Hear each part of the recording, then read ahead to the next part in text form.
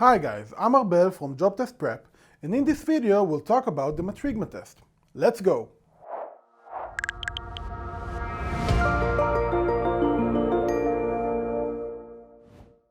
The Matrigma Test assesses your cognitive ability through abstract questions.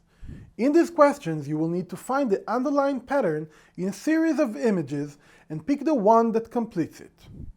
The test is especially popular in Sweden, although its non-verbal nature has made it popular all over the world. The classic version of the Matrigma contains 35 questions to be solved in 40 minutes.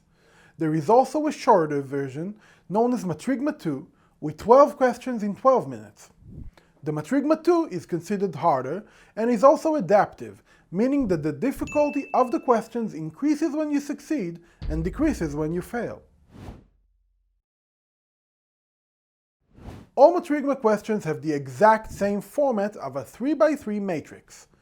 The underlying rule of that matrix can be defined by the rows, columns, or both. The top two rows and the two left columns are complete, and that is where you will find the logical rule of the matrix. You will need to apply that rule to the missing shape in the bottom row and the rightmost column.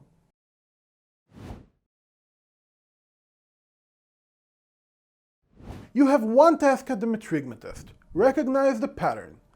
After that, everything is pretty easy. When encountering a Matrigma question for the first time, the pattern usually takes a long time to recognize, especially on the more challenging questions that combine both columns and rows. Getting familiar with the common logical rules of the test in advance will prove very useful in recognizing them in real time, increasing both accuracy and solving speed, which ultimately means a higher score. As I've mentioned, the shapes in each matrix follow a specific rule. Although the number of rules is virtually infinite, these are the top 5 ones used in the test: progression, rotation, frequency, motion, and construction. To further explore these 5 rules, including a sample question for each with a full detailed solution, check out our Matrigma info page. Here are 3 brief tips to consider when practicing and taking the real Matrigma test. Number 1, split your search.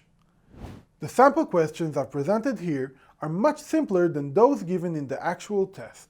Encompassing all the information in a single Matrigma question at once is a very challenging task. That's why you should try and look at only one element at a time. Scan the rows first, then the columns, looking for each of the 5 common rules separately. Number 2, skip questions and come back later. The Matrigma test allows you to skip questions and return to them later, a feature not many psychometry tests have. Take advantage of that possibility and set yourself a time limit, after which you leave the question unanswered and return to it later.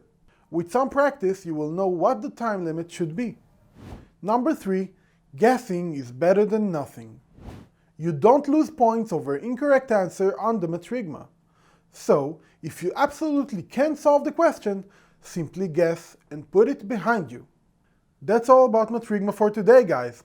I hope you've enjoyed and learned. Now it's your turn to practice. Good luck!